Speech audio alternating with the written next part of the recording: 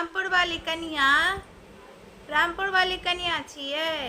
मैं नहीं छबो आंगन में, भनसाघर में छौ। के छथिन कनिया? आओ चल जाओ। के काकी गोर लागे छी। खूब सोहागवती पुत्रवती रहो कनिया। ये एकटा बेगारते एलहुँ हैं। कहत ने काकी कौन बेगारते एली है? हमरा अहाँ 1000 रुपया चला दिया छलै कनिया हाथ पर। छोरा सब एले चंदा मांगे, चंदा दऽ देलिए। आ फिर पूजा पाठ के कते ओरियान होइया कनिया, से सब करबे। तै दुआरे बेटा लगेने छे पाई, परसुए कहलके जे लगा देलिए, एखन तक नहीं पहुँचल है। तें जखने आबि जेते तुरंते वापस कऽ देब। लऽ लिहत काकी, देबन। बैसत एखन कनी, चलि जइहत। नाच गान कनिया, छोरा सब चंदा ले आयल छलै तऽ टुनिया पूछि देलकै जे भैया यो एहि बेर कोन कोन प्रोग्राम सब हेतै, के सब एथिन। कहलकै ओहिमे से एकटा छोरा की जे एहि बेर षष्ठीए सतमी से प्रोग्राम सब रहते। एक दिन रहते ऑर्केस्ट्रा, छौरी सब कहाँ दून नाचते, ओहिमे मारिते छौरी सब एते नाचै लए। आ दोसर दिन कहलकै भोजपुरी स्टार गायक। कहू तऽ मिथिला के पाबनि में भोजपुरी स्टार गायक की करे एते? मिथिला के गायक सब, मिथिला के स्टार सब नहीं छिए। तखन कहलकै जे एक दिन डांडिया खेलल जेते। हम सुनलिए, हम कहलिए हो बौआ तू ही सब पूजा पाठ करे छ, पहिलका पुरुखपात पूजा पाठ नहीं करे छलखिन हैं। कते सुंदर एक दिन मैथिली नाटक खेलाय छलखिन हैं, देखते छला लोग, देख के आँखि अथी भऽ जाइ छलैया, निकम मन विभोर भऽ जाइ छलैया, होइ छलैया देखते रहितो। तेहन तेहन नाटक मिथिला के छला। दोसर दिन झिझिया खेले जाइ छलखिन हैं, झिझिया होइ छलै। आब तऽ झिझिया धीरे धीरे उठाउए भेल जाइ छै। राइतो कऽ अबै छलैया कनिया। काकी केना झिझिया खेले ला अबै जाइ छलखिन, आ सब 10-20 राति कऽ देलथि हो झिझिया वाली के। आ खूब डनिया सबके गरियाबै जाइ छलियै। सबसँ खास बात काकी से ओ खोसै नहीं छलियै झिझिया, ओते नोचै छलखिन हैं, तेना कऽ रहै छलियै। चमत्कारिये झिझिया होइ छलैया पहिलका।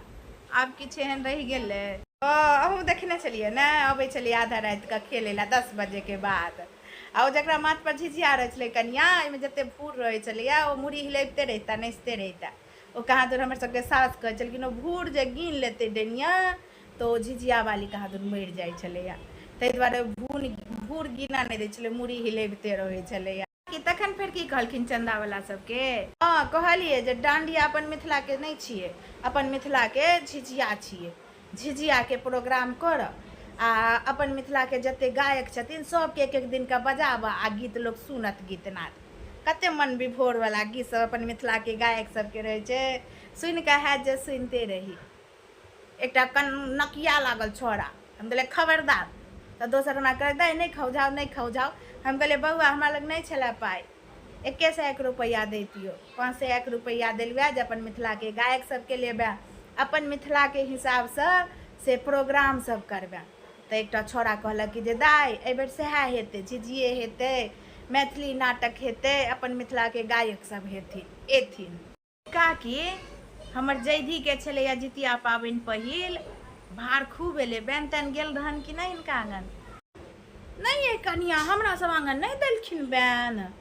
पहिल जकर जितिया पाबनि रहै छै, ओ तऽ 5 घर बैन परसै छै, कहाँ देलखिन? अहूँ के आंगन नहीं आयल रहे?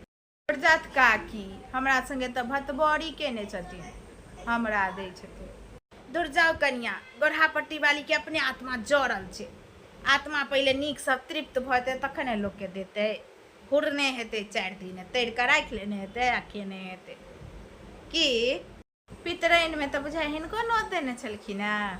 पितरैन हो ये कनिया, साफ साथी हमरा नोत देने रहथिन, हंसी लगैया।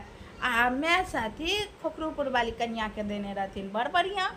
बीजो करेलखिन, दुनू गोटा गेलहुँ। मैं साथी भात दालि तरुआ तरकारी नीक बनेने रहथिन, कए रंग के पकवान। खोखरूपुर वाली के पैर तैर धोआ कऽ आसनी पर बैसा कऽ भात दालि जते बनल रहे परस देलखिन। आ हमरा पात पर उठली, हम तऽ आयले नहीं छलहुँ पितरैन खेला के बाद, जे कहितौ किस्सा। एते रास चूड़ा धो देली, फुलावत काकी फुलावत काकी। हम कहलिए कि मैं वो भात खाई थी, हमरा की दो देलथि है? फुलेलिए तैयो कहलिए कि ना कहिए। फुलेला के बाद एते चीनी धो देलक, हमरा सुगर है तैयो एते चीनी। कनिया में सुगर नहीं नहीं नहीं, कथी संगे खेथिन, कथी संगे? और पंचुच्छुर वाला दूध एते धो देलक। आ एते उठल धाथरीके एते अचार, हमरा धाथरीके अचार नहीं सोहाइए, धऽ देलक। आ की कहै छै एते तरकारी, एतबे जेना कहै छै 1 चम्मचसँ ज्यादा नहीं। बाप रे, खाथुन काकी करऽ लागल। काकी तखन फेर की भेलनि सुनियौ ने, नहीं रहल गेल। कहलिए जे कनिया हुनका खोखरूपुर वाली कनिया के भात दालि ओते सब चीज देलिए, हमरा चूड़ा किया दऽ देलहुँ, चूड़ा हमरा नहीं नीक लगैया। कहै छथि कि जे काकी हमर साउसके चूड़ा बड़ नीक लगै छलनि हेँ, मरहो काल तक 32 दाँत रहनि, एते एते फाफड़मे चूड़ा लऽ कऽ भरि दिन फोकैत रहै छलखिन हेँ। तेँ साउसके चूड़े साउस साथी खुआ रहल छियै। हम कहलिए कि जखन चूड़ा देलहुँ हेँ तऽ कनि दही दैतियै, चूड़ा तऽ दही सङ्गे नीक लगै छै। नहीं काकी हमर साउसके एस्नोफिलिया छलनि हेँ, नहीं दूधे सङ्गे चीनिये सङ्गे केनाहितो खात, दही नहीं देबनि। तेनाहिते घोटने गेलहुँ केनाहितो कऽ चिबा कऽ हाथ ता धोलहुँ। तखन साड़ीके व्यवस्था केने रहथिन, तऽ माय साथी जे देने रहथिन खोखरूपुर वाली कनियाके, हुनका सिल्क नुआ देलखिन। आ हमर पोताके जो उपनयन भेल रहे, ओहिमे जो हुनका नुआ पड़ल रहनि भिखैरमे, सएह नुआ पलटि कऽ हमरा एहिमे देलखिन।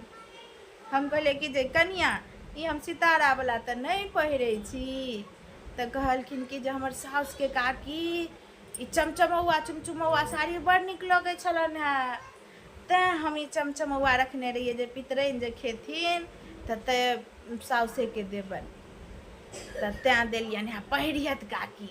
फेर नुआ लेलखिन काकी कि नहीं, छोड़ि दिए केना कनिया, खोइच देलिए नुआ, उठेने आँगन एलहुँ। आब बुझथुन काकी, हिनके पोता उपनयनवला साड़ी हिनके फेरेलखिन। आब कहत जे ओ साउसके उसरैग कऽ देलखिन कि हिनका संगे ओ बदला पुरेलखिन, आरा हिस्सी केलखिन। ई सब नहीं पतियाइत रहै छथिन ने। आब देखलखिन तिलिया चरित्र, तेहने छथिन ओ। हम तऽ एते ध्यानो बात नहीं देने रहिए जे बेटीके ओते भार एलै की केलकै।